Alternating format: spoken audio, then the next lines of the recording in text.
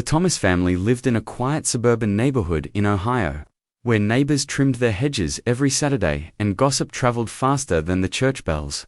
On the outside, Paul and Ellen Thomas looked like a picture of middle-class respectability. Paul worked long hours at the bank.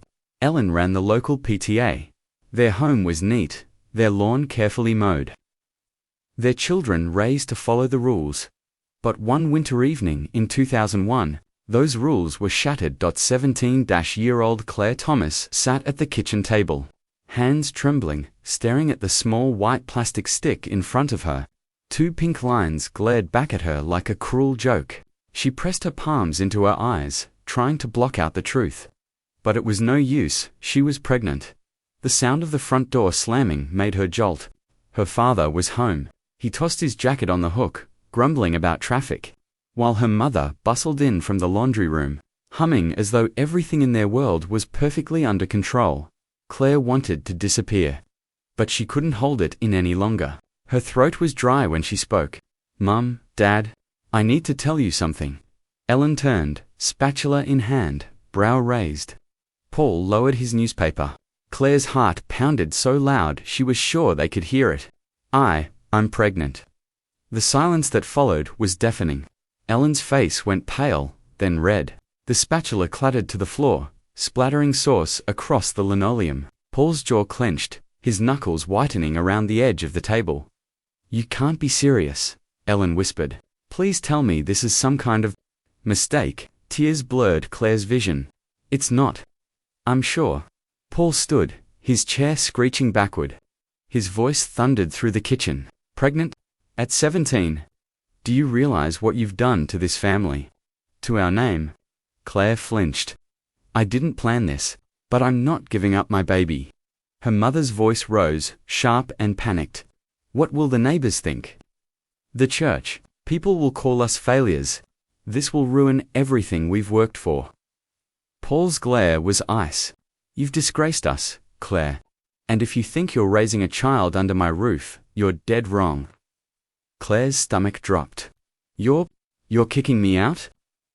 "You made your choice," he said coldly. "Now live with it." Before she could respond, he stomped down the hallway, muttering curses under his breath. Ellen, trembling, picked up the spatula and slammed it into the sink, tears streaming down her face. "How could you do this to us?" she cried, her voice breaking. "You're supposed to be our good girl." Claire wanted to scream, to beg them to understand, but the words stuck in her throat. She stumbled upstairs, stuffed clothes into her old duffel bag, and grabbed her coat from the closet. Every zip of the bag felt like another door slamming shut. Downstairs, the house smelled of dinner left burning on the stove. Her father's heavy footsteps echoed from the garage.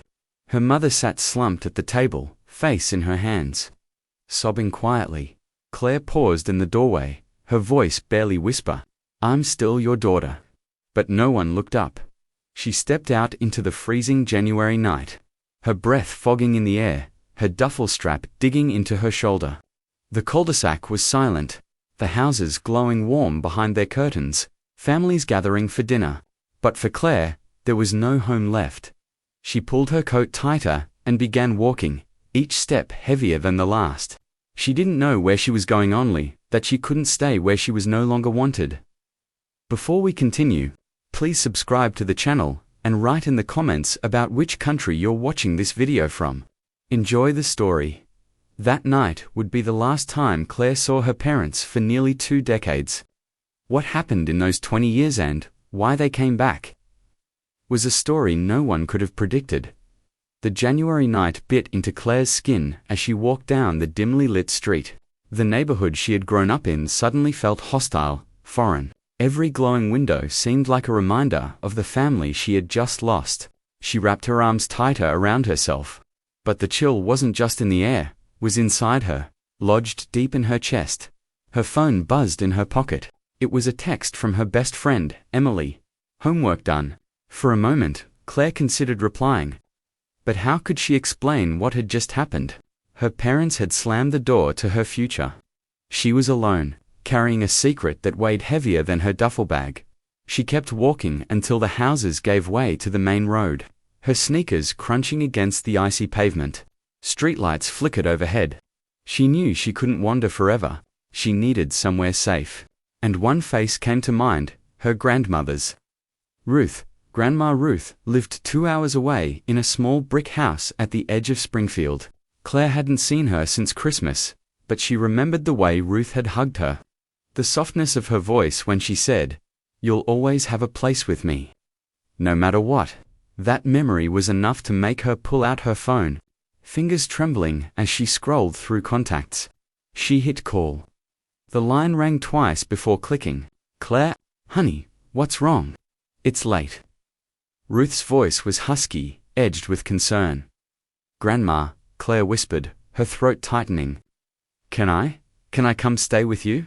There was a pause, the rustle of blankets. Then Ruth spoke, firm and steady. "Of course you can. Get yourself here safe. I'll be waiting." Relief washed over her, but fear still gnawed at her chest. She had no car, no money, and the last bus out of town had already left hours ago. She could only think of one solution. The gas station on Main Street was open 24 hours. She trudged toward it, her bag dragging her shoulder down, her body shivering in the wind. The harsh fluorescent lights buzzed as she pushed the glass door open. The cashier, a heavy-set man in his 20s, glanced up from his magazine. "You okay, kid?" Claire forced a nod. "Yeah, just need a bus ticket." The man frowned. "Buses don't run at this hour. First one's at 6 a.m. Her heart sank. "Oh." He studied her for a moment, eyes flicking to the duffel bag, the way she rubbed her arms against the cold. "You are running from something." Claire's lips parted, but no words came out. She didn't owe him her story. She owed it to herself, to survive. She simply said, "I just need to get to Springfield." The man sighed, scratching his chin.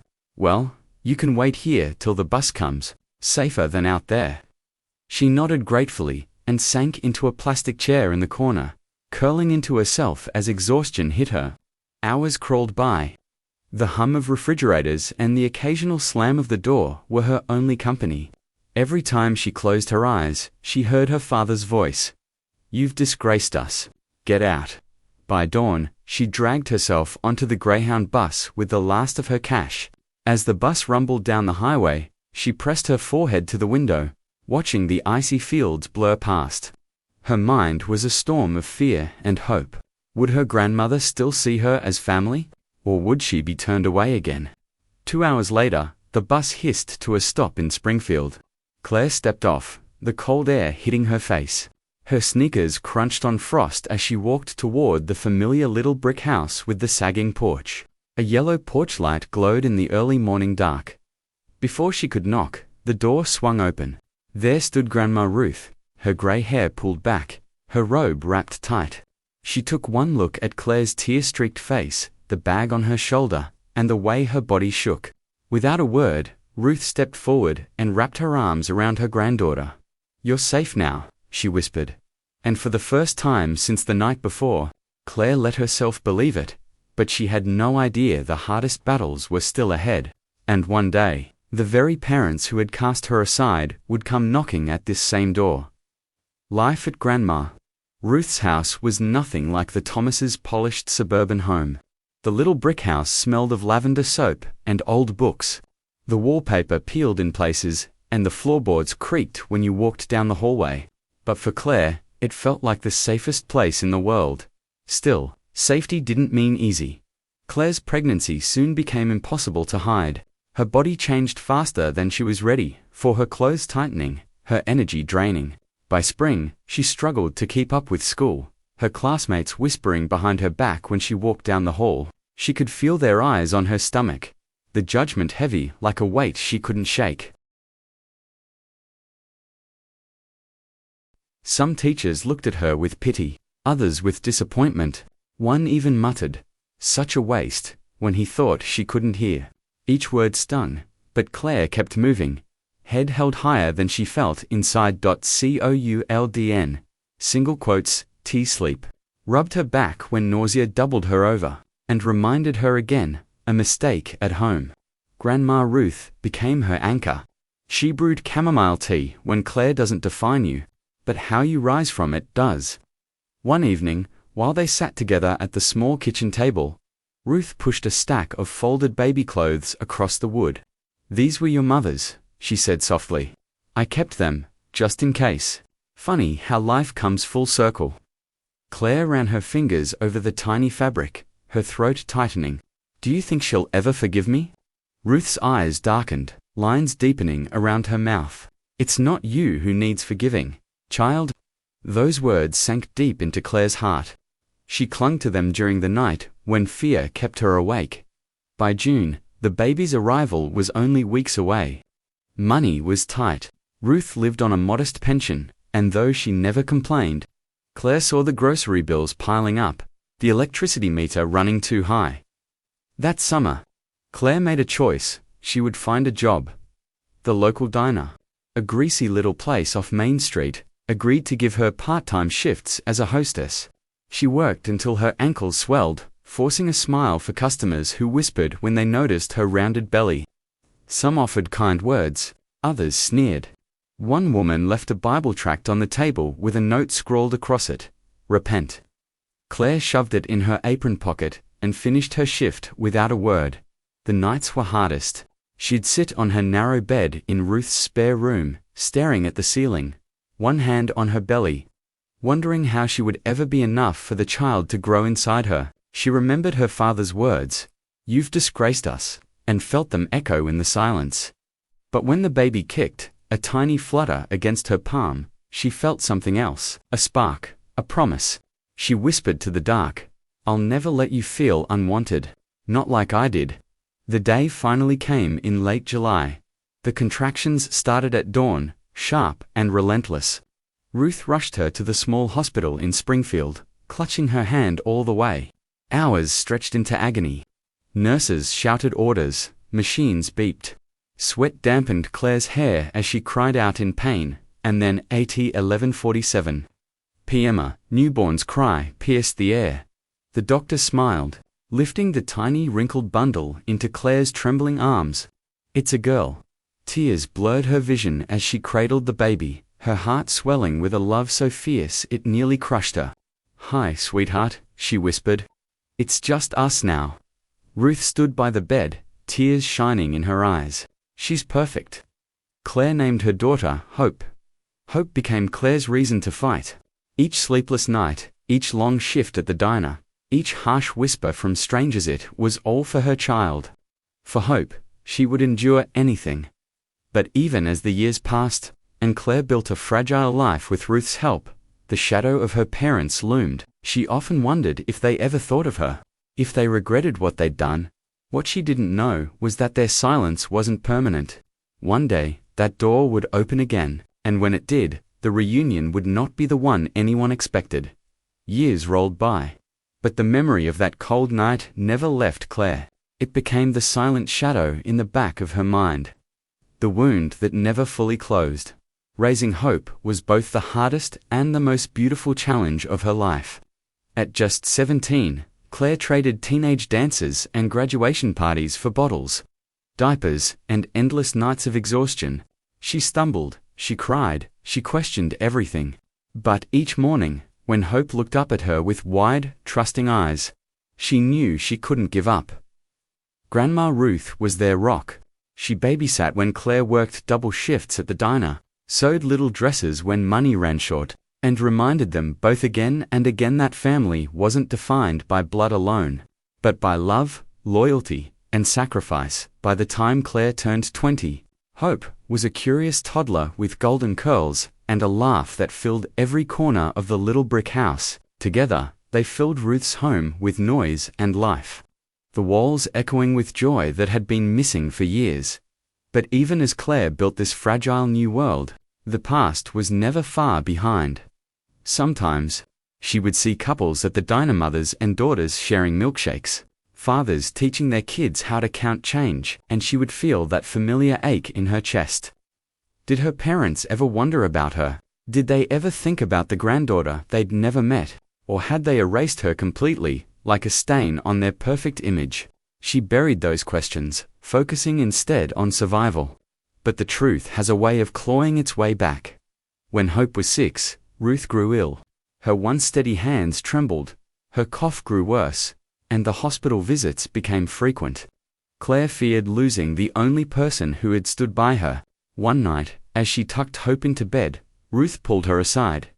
"Claire," she said softly, her voice thin but steady, "I don't know how much longer I'll be here. But listen to me, no matter what happens, don't let the past poison you. You are stronger than you think.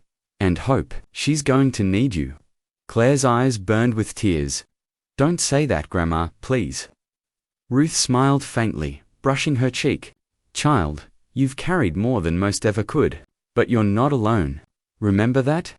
2 months later, Ruth passed quietly in her sleep. The little brick house felt colder than ever. Claire stood in the yard after the funeral, watching Hope chase butterflies, her laughter cutting through the heavy air. For Claire, grief and fear mixed with determination. She would honor her grandmother's words. She would not break. With Ruth gone, Claire shouldered everything herself. She took extra shifts, studied for her GED at night, and eventually earned a nursing assistant certificate. It wasn't glamorous, but it was steady.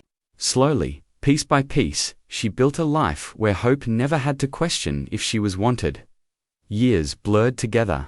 Hope grew into a bright teenager, clever, ambitious, and fiercely protective of her mother. People often whispered about how young Claire was to have such a grown daughter. But Hope silenced them with sharp words and sharper eyes. "My mum's the strongest person I know," she would say. And Claire's heart swelled every time. For a while, it seemed like the past might stay buried, but then, one evening in the fall of Hope's senior year of high school, a letter arrived in the mailbox. It was addressed in neat, careful handwriting. The return address unfamiliar. Claire almost tossed it aside, assuming it was junk. But when she opened it, her breath caught. The letter was from her parents. They had written of regret, of sleepless nights, of mistakes they could never undo. They claimed they wanted to see her again, to see their granddaughter. Claire's hands shook as she read. Memories of that night came flooding back, her father's thunderous voice, her mother's tears, the icy silence as she walked away. She felt anger rising, sharp and bitter. How dare they? After all this time, after all the years she had struggled alone. Hope found her standing frozen in the kitchen, the letter trembling in her hand. "Mum, what's wrong?" Claire tried to speak, but her throat closed. She simply handed Hope the letter. Hope's eyes scanned the words, her brow furrowing. Then she looked up, her voice low but steady. "Do you want to see them?" The question hung heavy in the air. Claire didn't know the answer. Part of her longed for closure, for answers. But another part, the wounded girl inside her, wanted to slam the door forever. One thing was certain. The past wasn't done with her. And soon, her parents would stand face to face with the daughter they had cast aside, the granddaughter they had never known. The letter burned in Claire's hand for days. She hid it in the drawer beside her bed, but no matter how hard she tried, the words haunted her. "We regret what we did. We want to see you. We want to meet our granddaughter." Each time she closed her eyes, she saw her father's stern face, heard his voice thundering through the kitchen. She felt the cold January air on her skin, the loneliness of walking away from the only home she'd ever known. And now, 20 years later, they wanted forgiveness. Hope noticed the change in her mother. The way she stared out the window longer than usual. The way her hands tightened around her coffee mug in the mornings. Finally, one evening after dinner, Hope placed her hand gently on her mother's arm. "Mum," she said softly, "we don't have to see them if you don't want to. But maybe hearing them out will give you peace." Claire looked into her daughter's eyes, the same eyes that had kept her going through every hardship. Hope had grown strong, confident, unafraid. Claire realized she had raised her daughter to face life head on, and maybe it was time she did the same. With a deep breath, she wrote back. 3 weeks later, a knock echoed through the little house. Claire froze in the hallway, her heart pounding. Hope stood beside her, steady and calm. Slowly, Claire turned the knob. On the porch stood Paul and Ellen Thomas, older, frailer, their faces lined with age and regret. Paul's once dark hair was now silver, his posture bent. Ellen clutched her purse tightly, her eyes glassy with unshed tears. For a long moment, no one spoke. The silence carried 20 years of absence. Finally, Ellen's voice broke. "Claire." Her hands trembled as she reached forward. "You look so much like I remember." And, is this? Her gaze shifted to Hope. "Is this our granddaughter?"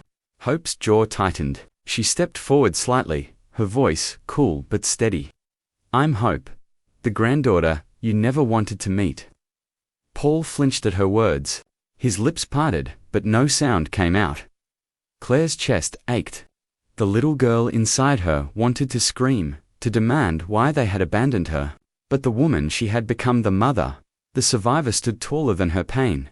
"What do you want from us?" Claire asked, her voice sharp. Paul's eyes filled with something Claire had never seen before: shame. "We were wrong," he said hoarsely. "We thought we were protecting our family's name, but all we did was destroy it. We've lived with that guilt every day since." Ellen nodded quickly, tears spilling down her cheeks. "Not a day has gone by that I haven't thought of you. When we heard about Ruth's passing, we knew we had to try. We had to make things right." Claire's throat tightened. "Make things right? You threw me out into the cold, pregnant, alone. You never even called when your own mother died, and now you come here, expecting what? Forgiveness?" Her words cut through the air like glass. Paul's shoulders sagged. "We don't expect anything. We only hoped that maybe you'd let us meet her. Just once." His voice cracked as he looked at Hope, "to see what we lost." The room was heavy with silence. Claire glanced at her daughter. Hope's face was unreadable, but her hand reached for her mother's. Squeezing gently. Finally, Claire spoke, her voice steady but firm. "You don't get to walk back into our lives and erase what you did. Hope doesn't owe you anything, and neither do I." Paul nodded slowly, as if he had expected those words. Ellen sobbed quietly, her shoulders shaking. But then, Hope stepped forward. Her voice, though young, carried a strength that silenced the room. "I don't know you," she said, looking directly at her grandparents. "And I don't know if I ever want to. But I do know this: my mum gave me everything I needed. She taught me what real love looks like. And maybe that's something you'll never understand." Claire's eyes filled with tears, not of sorrow, but of pride. Paul and Ellen exchanged a glance. They knew the truth. Their daughter had built a life without them, a life stronger, braver, and fuller than anything they had imagined. After a long, painful silence, Paul whispered, "We're sorry." Then, slowly, they turned and walked back down the porch steps. Their figures fading into the evening light, Claire closed the door, her heart racing. She leaned against it, exhaling deeply. Hope wrapped her arms around her, holding tight. "Mum," Hope whispered, "you don't need their approval. You never did." And in that moment, Claire realized something powerful. She had already won. She had broken the cycle of shame, built a future from nothing, and raised a daughter who knew her worth. Her parents' visit wasn't a closure she needed.